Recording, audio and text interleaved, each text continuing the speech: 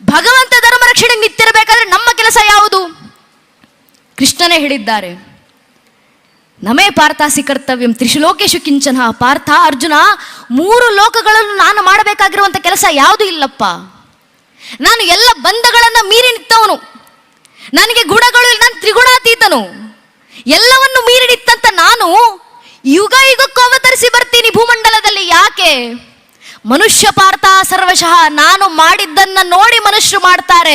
ಅಕಸ್ಮಾತ್ ನಾನು ಧರ್ಮ ರಕ್ಷಣೆಗೆ ಮುಂದೆ ಬರಲಿಲ್ಲ, ನಾನು ಧರ್ಮದ ಕೆಲಸ ಮಾಡಲಿಲ್ಲ ಅಂದ್ರೆ ಭಗವಂತನೇ ಧರ್ಮದ ಕೆಲಸ ಮಾಡಲಿಲ್ಲ. ಮನುಷ್ಯರಾಗಿ ನಾವ್ಯಾಕೆ ಮಾಡಬೇಕು ಅಂತ ಮನುಷ್ಯರು ಸುಮ್ಮನಾಗ್ಬಿಡ್ತಾರಪ್ಪ.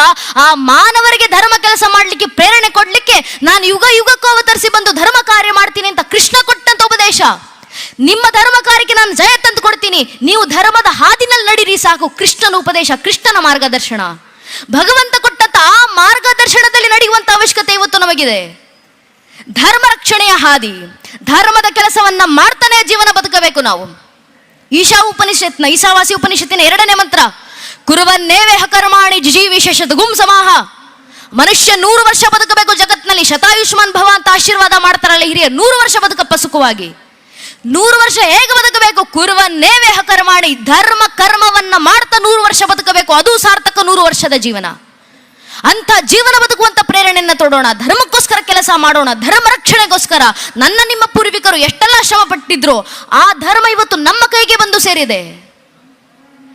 ಒಂದಲ್ಲ ಒಂದು ರೀತಿಯಲ್ಲಿ ಒಂದು ಕಾಲದಲ್ಲಿ ಪರಶುರಾಮರು ನಿಂತು ಯಾವ ಇಡೀ ತುಳುವ ಸಂಸ್ಕೃತಿಯನ್ನು, ನಾವು ಪರಂಪರೆಯನ್ನು ಮುಂದುವರಿಸ್ತಿದ್ದೀವಲ್ಲ, ಇದೇ ತುಳುನಾಡಿನ ಸಂಸ್ಕೃತಿಯನ್ನು ಸೃಷ್ಟಿ ಮಾಡಿದಂತ ಇಡೀ ದೇಶದಲ್ಲಿ, ಇಡೀ ಜಗತ್ತಿನಲ್ಲಿ ಧರ್ಮ ನಾಶದ ಅಂಚಿಗೆ ಬಂದು ತಲುಪಿ ನಿಂತಾಗ ಧರ್ಮದ ಉದ್ಭವ, ಧರ್ಮದ ಉದ್ದೀಪನ ಈ ಒಂದು ಕ್ಷೇತ್ರದಿಂದ ಆಗಬೇಕು ಅಂತ ತುಳುನಾಡಿನ ಕ್ಷೇತ್ರವನ್ನೇ ಸ್ಥಾಪನೆ ಮಾಡಿದಷ್ಟೇ ಅಲ್ಲದೆ, ಇದೇ ಮಧೂರಿನ ಇದೇ ಇತಿಹಾಸದಲ್ಲಿ ಬ್ರಹ್ಮಾಂಡ ಪುರಾಣದಲ್ಲಿ ಉಲ್ಲೇಖವಾಗಿರುವಂತ ಮಾತು, ಪರಶುರಾಮರು ಇಲ್ಲಿಗೆ ಬಂದಿದ್ದಾರೆ, ಇಲ್ಲಿ ತಮ್ಮ ದರ್ಶನವನ್ನು ಕೊಟ್ಟು ಇಲ್ಲಿ ಆಶೀರ್ವಾದವನ್ನು ಪಡೆದು ಹೋಗಿದ್ದಾರೆ ಅಂತ.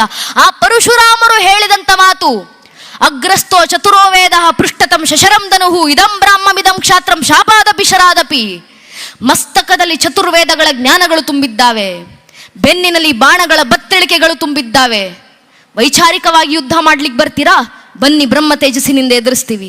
ನೇರ ಯುದ್ಧ ಮಾಡ್ತೀರಾ? ಬನ್ನಿ ಕ್ಷಾತ್ರ ತೇಜಸ್ಸಿನಿಂದ ಎದುರಿಸ್ತೀವಿ. ಶಾಪಾದಪಿ ಶರಾದಪಿ, ಯಾವ ರೀತಿ ಬಂದ್ರೂ ಪರವಾಗಿಲ್ಲ, ಧರ್ಮ ರಕ್ಷಣೆಗೆ ನಾವು ಸಿದ್ಧ ಅಂತ ಪರಶುರಾಮರು ಕೊಟ್ಟಂತ ಆ ಮಾತನ್ನ ಪ್ರೇರಣೆಯಾಗಿ ಹಿಡಿದು ಅಂದಿನಿಂದ ಇಂದಿನ ಕಾಲದವರೆಗೂ ಧರ್ಮ ರಕ್ಷಣೆಯನ್ನ ನನ್ನ ನಿಮ್ಮ ಪೂರ್ವಿಕರು ಮಾಡಿ ಬಂದಿದ್ದಾರಲ್ಲ. ಧರ್ಮ ಪರಂಪರೆ, ಧರ್ಮ ಜ್ಞಾನ, ಧರ್ಮ ಸಂಸ್ಕೃತಿಯ ರಕ್ಷಣೆಗೆ ಎಷ್ಟರ ಮಟ್ಟಿಗೆ ಪ್ರಯತ್ನ ಪಟ್ಟಿದ್ದಾರೆ ಮನುಷ್ಯರು ಬಿಡಿ. ಭಗವಂತ ಧರೆಗಿಳಿದ ಅವತಾರ ಶ್ರೀಕೃಷ್ಣ ಪರಮಾತ್ಮ ಕುರುಕ್ಷೇತ್ರ ರಣರಂಗದಲ್ಲಿ ನಿಂತಿದ್ದಾರೆ. ಶರಾಶದ ಮೇಲೆ ಭೀಷ್ಮ ಪಿತಾಮಹರು ಮಲಗಿದ್ದಾರೆ. ಅದನ್ನು ನೋಡಿದಂತ ಕೃಷ್ಣನ ಬಾಯಿಂದ ಬಂದಂತ ಉದ್ಗಾರ ಶ್ರೀವ್ಯಾಸರು ಬರೀತಾರೆ, ತಸ್ಮಿನ್ ಅಸ್ತಂಗತೆ ಭೀಷ್ಮೆ ಪಾಂಡವಾನಂ ಧುರಂದರೆ. ಅಸ್ತಂಗತರಾಗ್ತಿದ್ದಾರಪ್ಪ ಅಲ್ಲಿ ಭೀಷ್ಮ ಪಿತಾಮಹರು. ಅಲ್ಲಿ ಭೀಷ್ಮರು ಮಾತ್ರ ಸಾಯ್ತಿಲ್ಲ, ಅವರ ಹತ್ರ ಇರುವಂತ ಸಮಸ್ತ ಪಾಂಡುಕುಲದ ಕುರುವಂಶದ ಜ್ಞಾನ ನಾಶವಾಗಿ ಹೋಗ್ತಿದೆ. ಯಾರು ಸತ್ರು ಪರವಾಗಿಲ್ಲ, ಅವರ ಹತ್ರ ಇರುವಂತ ಧರ್ಮ ಜ್ಞಾನ ಸಾಯುವಂತಿಲ್ಲ. ಆದ್ದರಿಂದ ಸಮಸ್ತ ಪಾಂಡವರು ಹೋಗಿ ಭೀಷ್ಮ ಪಿತಾಮಹರ ಪದತಲದಲ್ಲಿ ಕೂತು ಅವರ ಹತ್ರ ಇರುವಂತ ಜ್ಞಾನ ಭಂಡಾರವನ್ನ ಸ್ವೀಕರಿಸಿ ಬನ್ನಿ ಅಂತ ಕೃಷ್ಣ ಪರಮಾತ್ಮ ಪಾಂಡವರನ್ನ ಕಳಿಸಿದ್ರು. ಆಗ ಪಾಂಡವರು ಭೀಷ್ಮ ಪಿತಾಮಹರ ಪದತಲದಲ್ಲಿ ಕೂತು ಕೈ ಮುಗಿದು ಧರ್ಮ ಜ್ಞಾನವನ್ನ ಬೇಡಿದಾಗ ಭೀಷ್ಮ ಪಿತಾಮಹರು ಕೊಟ್ಟಂತ ಧರ್ಮ ಜ್ಞಾನ, ತಮ್ಮ ಕೊನೆ ಕ್ಷಣಗಳಲ್ಲಿ ಆಡಿದಂತ ಮಾತು, ಅದನ್ನೇ ಇವತ್ತು ವಿಷ್ಣು ಸಹಸ್ರನಾಮ ಅಂತ ದೇಶದ 100 ಕೋಟಿ ಹಿಂದೂಗಳು ಮನೆಗಳಲ್ಲೂ ಪ್ರತಿನಿತ್ಯ ಪಠಿಸ್ತಾ ಇದ್ದೀವಿ. ಭಗವಂತ ತೊಟ್ಟಂತ ಸಂಕಲ್ಪ ಧರ್ಮ ಪರಂಪರೆ ರಕ್ಷಣೆ ಆಗಬೇಕು. ಮತ್ತೊಬ್ಬರ ದೇಹತ್ಯಾಗ ಬಿಡಿ. ಕೃಷ್ಣನ ಅವತಾರ ಸಮಾಪ್ತಿ 104 ವರ್ಷ ಆಗಿದೆ ಶ್ರೀಕೃಷ್ಣ ಪರಮಾತ್ಮರಿಗೆ. ಇನ್ನು 6 ತಿಂಗಳುಗಳಲ್ಲಿ ಶ್ರೀಕೃಷ್ಣ ಪರಮಾತ್ಮರ ಅವತಾರ ಸಮಾಪ್ತಿ ಆಗಬೇಕು. ಆಗ ಕೃಷ್ಣ ಉದ್ಧವನನ್ನು ಕರೆದು ಹೇಳ್ತಾರೆ, ಉದ್ಧವ, ಇನ್ನು 6 ತಿಂಗಳುಗಳಲ್ಲಿ ನನ್ನ ಅವತಾರ ಸಮಾಪ್ತಿ. ನಾನು ಸತ್ತರೂ ಪರವಾಗಿಲ್ಲ, ನನ್ನ ಹತ್ರ ಇರುವಂಥ ಧರ್ಮಜ್ಞಾನ ಸಾಯುವಂತಿಲ್ಲ. ನನ್ನಲ್ಲಿರುವಂಥ ಸಮಸ್ತ ಧರ್ಮಜ್ಞಾನವನ್ನು ನಿನಗೆ ದಾರಿ ಎರೆದು ಕೊಡ್ತೀನಿ. ನಿನಗೆ ಕೊಟ್ಟಂಥ ಧರ್ಮಜ್ಞಾನವನ್ನು ತಲೆ ಮೇಲೆ ಹೊತ್ತುಕೊಂಡು ಬದರಿ ಆಶ್ರಮಗಳಿಗೆ ಹೋಗು. ಹಿಮಾಲಯದಿಂದ ಗಂಗೆ ಹರಿದು ಬಂದ ಹಾಗೆ ಬದರಿ ಆಶ್ರಮದ ಋಷಿಮುನಿಗಳ ಬಾಯಿಂದ ಜ್ಞಾನಗಂಗೆಯೂ ಭಾರತದಾದ್ಯಂತ ಹರಿದು ಬರಲಿ ಅಂತ ಕೃಷ್ಣ ಕೊಟ್ಟಂತ ಪ್ರೇರಣೆ. ತನ್ನ ಅವತಾರ ಸಮಾಪ್ತಿಗೂ ಮುಂಚೆ ಮಾಡಿದಂಥ ಕೊನೆ ಉಪದೇಶಗಳಲ್ಲಿ ಒಂದು ಉದ್ಧವ ಗೀತೆ ಉಪದೇಶ ಉದ್ಧವನಿಗೆ. ಆ ಸಂದರ್ಭದಲ್ಲಿ ಯಾಕೆ ಒಂದು ತುಡಿತ, ಈ ಪರಂಪರೆ ಉಳಿಬೇಕು, ಈ ಸಂಸ್ಕೃತಿ ಬದುಕಬೇಕು, ಈ ಧರ್ಮ ಜೀವಂತವಾಗಿರಬೇಕು. ಆ ಒಂದು ತುಡಿತಕ್ಕೋಸ್ಕರ, ಆ ಒಂದು ತುಡಿತದಿಂದ ಈ ಧರ್ಮವನ್ನು ಉಳಿಸಿ ಇಷ್ಟು ಶತಮಾನಗಳ ನಂತರವೂ ಧರ್ಮವನ್ನು ಜೀವಂತವಾಗಿ ಇಟ್ಟುಕೊಂಡು ಬಂದಿದ್ದಾರೆ. ಅದರ ಉತ್ತರಾಧಿಕಾರಿಗಳಾಗಿ ಇವತ್ತು ನಾವಿಲ್ಲಿ ಕೂತಿರೋದು. ನಮ್ಮ ವೇದಾಂತಗಳ ವಾರಸುದಾರರು ನಾವುಗಳು. ನಮ್ಮ ಮಠ ಮಂದಿರಗಳನ್ನು ನಾವೇ ರಕ್ಷಣೆ ಮಾಡ್ಕೊಳ್ಬೇಕು. ಹಿಂದೂ ಧರ್ಮದಲ್ಲಿ ಹುಟ್ಟಿ ನನ್ನ ವೇದಗಳನ್ನ, ನನ್ನ ಉಪನಿಷತ್ಗಳನ್ನ, ನನ್ನ ಗ್ರಂಥಗಳನ್ನ ನಾನು ಅಧ್ಯಯನ ಮಾಡಲಿಲ್ಲ, ಇನ್ಯಾರು ಅಧ್ಯಯನ ಮಾಡ್ತಾರೆ? ಹಿಂದೂ ಧರ್ಮದಲ್ಲಿ ಹುಟ್ಟಿ ನನ್ನ ಧರ್ಮಸಭೆಗಳಿಗೆ ನಾನು ಸೇರ್ಲಿಲ್ಲ, ಇನ್ಯಾರು ಸೇರ್ತಾರೆ? ಹಿಂದೂ ಧರ್ಮದಲ್ಲಿ ಹುಟ್ಟಿ ನನ್ನ ಮಠ ಮಂದಿರಗಳಿಗೆ ನಾನು ಬರಲಿಲ್ಲ, ಇನ್ಯಾರು ಬರ್ತಾರೆ? ಹಿಂದೂ ಧರ್ಮದಲ್ಲಿ ಹುಟ್ಟಿ ನನ್ನ ಧಾರ್ಮಿಕ ಕಾರ್ಯಕ್ರಮಗಳಿಗೆ ನಾನು ಕನಿಷ್ಠ ಪಕ್ಷ ಶ್ರಮದಾನ ಮಾಡಲಿಲ್ಲ, ಇನ್ಯಾರು ಮಾಡ್ತಾರೆ? ಹಿಂದೂ ಧರ್ಮದಲ್ಲಿ ಹುಟ್ಟಿ ನನ್ನ ಕೈಲಾದಂಥ ಸೇವೆಗಳನ್ನು ನನ್ನ ದೇವಸ್ಥಾನಕ್ಕೆ ನಾನು ನೀಡಲಿಲ್ಲ, ಇನ್ಯಾರು ನೀಡ್ತಾರೆ? ಹಿಂದೂ ಧರ್ಮದಲ್ಲಿ ಹುಟ್ಟಿ ನನ್ನ ಪರಂಪರೆ ನಾನು ಅಧ್ಯಯನ ಮಾಡಲಿಲ್ಲ, ಇನ್ಯಾರು ಅಧ್ಯಯನ ಮಾಡ್ತಾರೆ? ಹಿಂದೂ ಧರ್ಮದಲ್ಲಿ ಹುಟ್ಟಿ ನನ್ನ ಇತಿಹಾಸ ನಾನು ತಿಳ್ಕೊಳ್ಳಿಲ್ಲ, ಇನ್ಯಾರು ತಿಳ್ಕೊಂತಾರೆ? ಹಿಂದೂ ಧರ್ಮದಲ್ಲಿ ಹುಟ್ಟಿ ನನ್ನ ದೈವ ದೇವರುಗಳ ಆಚರಣೆ, ನನ್ನ ದೈವ ದೇವರುಗಳ ಸಂಭ್ರಮಾಚರಣೆ ನಾನು ಮಾಡಲಿಲ್ಲ, ಇನ್ಯಾರು ಸಂಭ್ರಮಿಸ್ತಾರೆ? ಹಿಂದೂ ಧರ್ಮದಲ್ಲಿ ಹುಟ್ಟಿ ನನ್ನ ಹಬ್ಬ ಹರಿದಿನಗಳನ್ನು ನಾನು ಪಾಲಿಸಲಿಲ್ಲ, ಇನ್ಯಾರು ಪಾಲಿಸ್ತಾರೆ? ಸ್ವಾಮಿ, ಹಿಂದೂ ಧರ್ಮದಲ್ಲಿ ಹಿಂದುವಾಗಿ ಹುಟ್ಟಿ ಹಿಂದೂ ಧರ್ಮ ರಕ್ಷಣೆಗೆ ನಾನು ಮುಂದೆ ಬರಲಿಲ್ಲ, ಇನ್ಯಾರು ಮುಂದೆ ಬರ್ತಾರೆ? ಇದನ್ನೆಲ್ವ ಕೃಷ್ಣ ಪ್ರೇರಣೆ ಕೊಟ್ಟಿದ್ದು ಅರ್ಜುನನಿಗೆ. ಭಗವದ್ಗೀತೆ 2ನೇ ಅಧ್ಯಾಯದ 2ನೇ ಮತ್ತು 3ನೇ ಶ್ಲೋಕ ಕೃಷ್ಣ ಅರ್ಜುನನಿಗೆ ಹೇಳ್ತಾರೆ, ಕುತಸ್ಥವಾ ಕಶ್ಮಲಮಿದಂ ವಿಷಯಮೇ ಸಂಪುತ ಸ್ಥಿತಂ ಅನಾರೆ ದುಷ್ಟನ ಸ್ವರ್ಗ ಮಕೃತಿಕರಂ ಅರ್ಜುನ ಕ್ಲೇಬ್ಯಮಸ್ಮಗೋ ಭಾರತ ನೈತತ್ವಿಪಬದ್ಧತೆ ಶ್ರದ್ಧ ಮೃದಯ ದೌರ್ಬಲ್ಯಂ ತೆಕ್ತೋದಿಷ್ಠ ಪರಂತಪ. ಅರ್ಜುನ, ಈ ಸಂದರ್ಭದಲ್ಲಿ ಸುಮ್ಮನ ಕೂರೋ ಸಮಯ ಅಲ್ಲಪ್ಪ. ಯಾವ ಧರ್ಮವನ್ನು ಉಳಿಸ್ಲಿಕ್ಕೋಸ್ಕರ ನಿನ್ನ ಪೂರ್ವಿಕರು ಸರ್ವಸ್ವವನ್ನು ಮುಡಿಪಾಗಿಟ್ಟಿದ್ರು, ಆ ಪರಂಪರೆಯಲ್ಲಿ ಹುಟ್ಟಿ ಆ ಪರಂಪರೆ ನಿನ್ನ ಕೈಗೆ ಸೇರಿದೆ.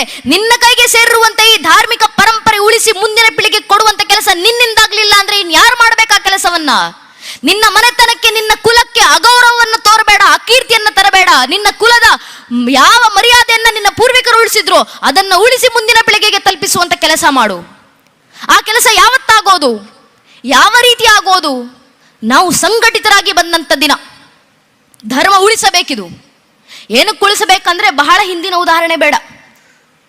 ಕೆಲವು ದಶಕಗಳ ಹಿಂದೆ ಅಪಾರ್ಥ ಆಕ್ರಮಣಗಳಿಗೆ ಒಳಗಾಗಿರುವಂಥ ಹಿಂದೂ ಧರ್ಮ ಎಂಬ ಪುಸ್ತಕವನ್ನು ಡಾಕ್ಟರ್ ಚಿದಾನಂದ ಮೂರ್ತಿಗಳವರು ಬರೆದಿದ್ದಾರೆ, ನಾಡೋಜ ಪ್ರಶಸ್ತಿ ವಿಜೇತರು.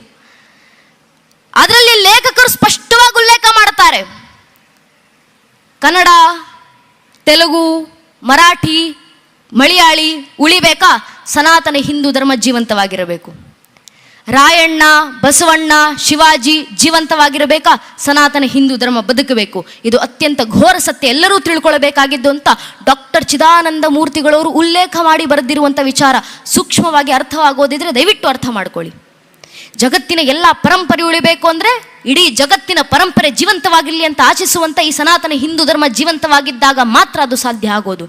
ನಮ್ಮ ಧಾರ್ಮಿಕ ಕ್ಷೇತ್ರಗಳಲ್ಲಿ ಬಂದಾಗ ಮಾತ್ರ ಹಸು ಮತ್ತು ಹುಲಿ ಕೂಡ ಸೌಹಾರ್ದತೆಯಿಂದ ಇಲ್ಲಿ ಬದುಕ್ತಿತ್ತು ಅಂತ ಹಿರಿಯರು ಇತಿಹಾಸವನ್ನು ಉಲ್ಲೇಖ ಮಾಡ್ತಾರಲ್ಲ, ಅಂತ ಇತಿಹಾಸಗಳು ಸಿಗೋದು ನಮ್ಮ ದೇವಸ್ಥಾನಗಳ ಕ್ಷೇತ್ರಗಳಲ್ಲಿ ಮಾತ್ರ. ಇಂಥ ದೇವಸ್ಥಾನಗಳು ಉಳಿದಾಗ ಮಾತ್ರ ಜಗತ್ತಿನಲ್ಲಿ ಶಾಂತಿ ಉಳಿಲಿಕ್ಕೆ ಸಾಧ್ಯ. ಆ ಮನುಕುಲಕ್ಕೆ ಜಯವನ್ನು ತಂದುಕೊಡ್ಲಿಕ್ಕೋಸ್ಕರನಾದ್ರೂ ಧರ್ಮ ರಕ್ಷಣೆ ಮಾಡುವಂತ ಕೆಲಸ ಇವತ್ತು ನನ್ನಿಂದ ನಿಮ್ಮಿಂದ ಆಗುವಂತ ಅವಶ್ಯಕತೆ ಇದೆ. ಈ ಧರ್ಮ ಯಾವತ್ತು ಉಳಿಯುತ್ತೆ? ನಾವು ಸಂಘಟಿತರಾಗಿ ಬಂದಾಗ. ಈ ಕೃಷ್ಣನ ಮಾತು ಭಗವದ್ಗೀತೆ 4ನೇ ಅಧ್ಯಾಯದ 7ನೇ ಶ್ಲೋಕದಲ್ಲಿ ಶ್ರೀಕೃಷ್ಣ ಪರಮಾತ್ಮ ಕೊಟ್ಟಂತ ಕರೆ, ಯದಾ ಯದಾ ಈ ಧರ್ಮಸ್ಯ ಗ್ಲಾನಿರ್ಭವತಿ ಭಾರತ ಅಭ್ಯುತ್ಥಾನಮ ಧರ್ಮಸ್ಯ ದದಾತ್ಮಾನುಶಯಾಮ್ಯಹಂ ಪರಿತ್ರಾಣಯ ಸಾಧುನು ವಿನಾಶ ದೃಷ್ಟೃತ ಧರ್ಮ ಸಂಸ್ಥಾಪನಾತಾಯ ಸಂಭವಾಮಿ ಯುಗೆ ಯುಗೆ. ಯುಗ ಯುಗಕ್ಕೂ ಧರ್ಮ ರಕ್ಷಣೆ ಮಾಡ್ಲಿಕ್ಕೆ ನಾನು ಅವತರಿಸಿ ಬರ್ತೀನಿ. ಆದರೆ ಕಲಿಯುಗದಲ್ಲಿ ಯಾವ ಅವತಾರ? ಕೃಷ್ಣ ಹೇಳ್ತಾರೆ ಮುಂದುವರಿಸಿ, ಕಲಿಯುಗದ ಅಂತ್ಯದಲ್ಲಿ ಕಲಿಕೆ ಅವತಾರ. ಆದರೆ ಕಲಿಯುಗ ನಡೀತಾ ಇರಬೇಕಾದ್ರೆ ಕಲಿಯುಗದೊಳಗೆ ದೇಶ ಧರ್ಮ ರಕ್ಷಣೆಗಿರೋದು ಒಂದೇ ಒಂದು ಅವತಾರ, ಅದು ಸಂಘ ಶಕ್ತಿ ಕಲಿಯುಗೆ. ಸಂಘಟಿತ ಬಲದಿಂದ ಮಾತ್ರ ಕಲಿಯುಗದಲ್ಲಿ ಧರ್ಮ ರಕ್ಷಣೆ ಮಾಡ್ಕೊಳ್ಳಿಕ್ಕಾಗೋದು. ಆದ್ರಿಂದ ಸಂಘಟಿತರಾಗಿ ಬನ್ನಿ ಹಿಂದೂಗಳೇ. ಅಪಾರ ಭೂಮಿ ವಿಸ್ತಾರ ಮಗಣ್ಯ ಜನಸಂಕುಲಂ ರಾಷ್ಟ್ರಂ ಸಂಘಟನೈನಂ ಪ್ರಭವೇನಾತ್ಮ ರಕ್ಷಣೆ ಶಾಸ್ತ್ರಾಕಾರರ ಮಾತು. ನಾವು ಸಂಘಟಿತರಾಗಿ ಒಮ್ಮೆ ಹಿಂದೂ ಸಮಾಜ ಬಂತು, ಜಗತ್ನಲ್ಲಿ ಏನೇನೆಲ್ಲ ಬದಲಾವಣೆಯನ್ನು ತರಬಹುದು. ನಮ್ಮ ಹಿರಿಯರು, ನಮ್ಮ ಪೂರ್ವಿಕರು ತೋರಿಸಿಕೊಟ್ಟು ಹೋಗಿದ್ದಾರಲ್ಲ ಜೀವಂತ ಸಾಕ್ಷಿ.